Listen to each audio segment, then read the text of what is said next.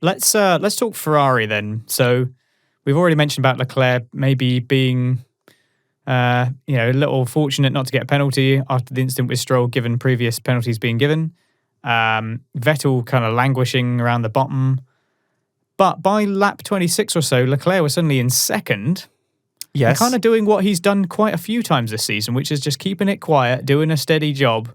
He's gone on a really long stint and has ended up in a pretty good position. He still had to pit, of course, so he wasn't going to stay there. But, he was quite impressive in the early stages, maintaining his position.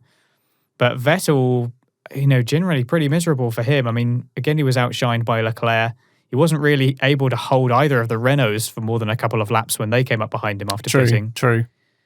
And then he did do enough to help Leclerc, because Leclerc pitted about lap 29, 30, and he ended up coming out between the two Renaults. So it was enough to hold off one of them. We may have actually seen some decent strategy from Ferrari there. That could have actually happened. I believe it did. Well, it's because nothing unusual happened in the race. They didn't have to think on their feet. They got the rule book out and they went, right, this is plan A, plan B. Oh, there was a safety car on lap 1, so we'll just push back this strategy for 5 laps, and then off they went. So they didn't mess anything up. Yeah, it was unremarkable, but still some question marks on Vettel's pace, I think, because Leclerc just seems so much more comfortable.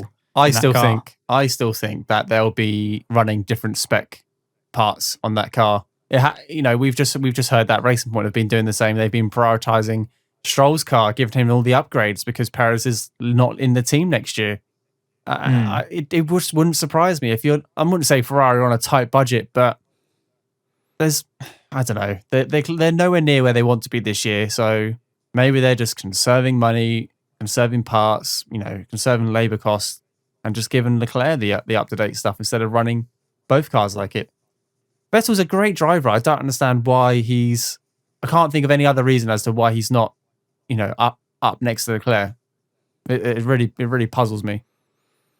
Could be just lack of confidence. It could be just struggling with a particular aspect of the car. Yeah. In the same way that, Max Verstappen is able to get a hold on that Red Bull in a way that Albon perhaps is not.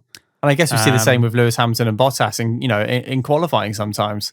I look forward to the end of the year when Seb can speak freely, and he's a very well respected guy, and he's never been. Actually, no, that's a lie. I wouldn't say he's always been considerate towards his team. I want him to speak his mind like he did when he was in Red Bull. He didn't have a good race. I want him to tell us that he didn't have a good race. I want him to tell us why he didn't have a good race. I can't wait until he ends his relationship with Ferrari and has a really nice winter break, and then hopefully Sky Sports do a nice documentary on what happened in 2020 with Sebastian Vettel's car and why it didn't work out.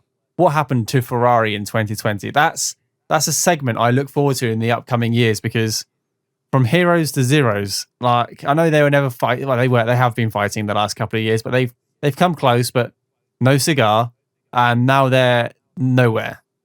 It's an interesting. Hopefully, topic. we will find out. Yeah, hopefully we'll find out the details. I really hope so, because something's changed in the philosophy of that team. Something more needs to change to get them back to where they were, but I would like to know what's gone wrong. And I'm a Ferrari fan. I love Formula One. I'm a fan of all the teams. I want to see all the teams do well. I don't want to see Mercedes walk away with the championship. I'm British. I support Lewis Hamilton as well as Lando Norris and George Russell. And, I'm a massive fan of Daniel Ricciardo as well. I love seeing races race. So to see a massive team like Ferrari struggle to get points every week is a shame. Well, at the very least, we can guarantee that Drive to Survive will, stoke everyone's conspiracy theory fires. There'll be lots of very clever edits, and they'll get Will Buxton to raise his eyebrows a lot whilst saying something dramatic.